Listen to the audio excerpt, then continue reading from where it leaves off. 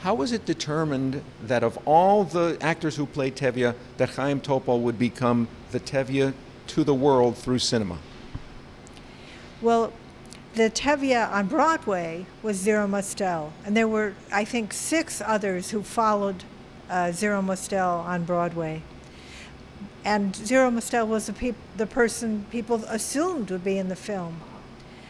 But Jewison felt, and not just Jewison, but the people at United Artists who were producing the film, felt that he just wasn't right. He was too big, he was too Zero. New Yorky. Zero, yeah. So he didn't seem like a first generation immigrant. He just, they looked everywhere for someone, because every actor, every actor wanted to play that role. Many actors, Jewish and even Gentile? Jewish and Gentile, including Richard Burton apparently was interested in the role. Danny Kaye, who is Jewish, was interested in the role and really lobbied Norman Jewison about it. And Jewison didn't know what to do, and Danny Kaye had just taken him to breakfast and told him how much he wanted to do the show, the film. And when Jewison got back from being with Danny Kaye, he thought, no, he's not right either. And his assistant told him that while he was out, Frank Sinatra's office had called. And that morning, and wanted to meet with him. And he didn't know what to do. And then Joe Stein, who was the writer of the book of the show, told him about Topol. Topol was playing the role in London on the stage. Jewison got on a plane, went to see Topol, thought he was perfect. But he didn't hire him on the spot because they had to audition him and do all that. So Topol was brought to the London after the show had ended. They brought him to the. No, they didn't bring Topol. I'm sorry. Topol was there. They brought the entire crew, all the people who had been involved with the making of the play.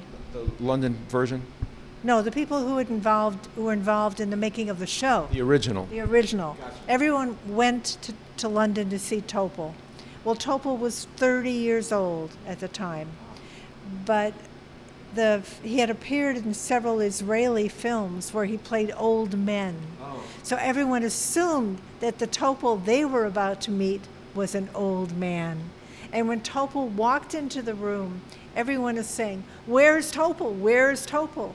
Because Topol had come just after his service in the Israeli army, his mandatory service. He was suntanned, he was, very athletic looking and everything. He did not look like an old man like he had in the movies that Hal Prince and his staff had seen. What kind of feedback do you get to people who are interested in reading the book?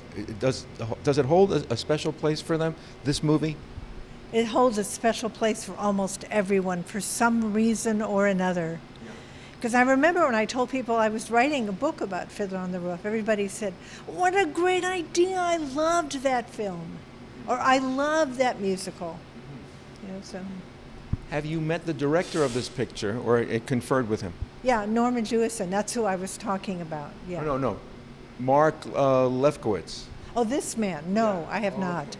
I don't know anything about this film except what I just saw. They never consulted me, or asked me any questions about it, so I don't know him. But I thought it was a very good film. What's the full title of the book? Here, the full title of the book is Tradition, the highly improbable, ultimately triumphant Broadway to Hollywood story of Fiddler on the Roof, the world's most beloved musical. Who determined it was the world's most beloved musical? My editor. That was his phrase. But you know what? No one has challenged it. It's very interesting to me.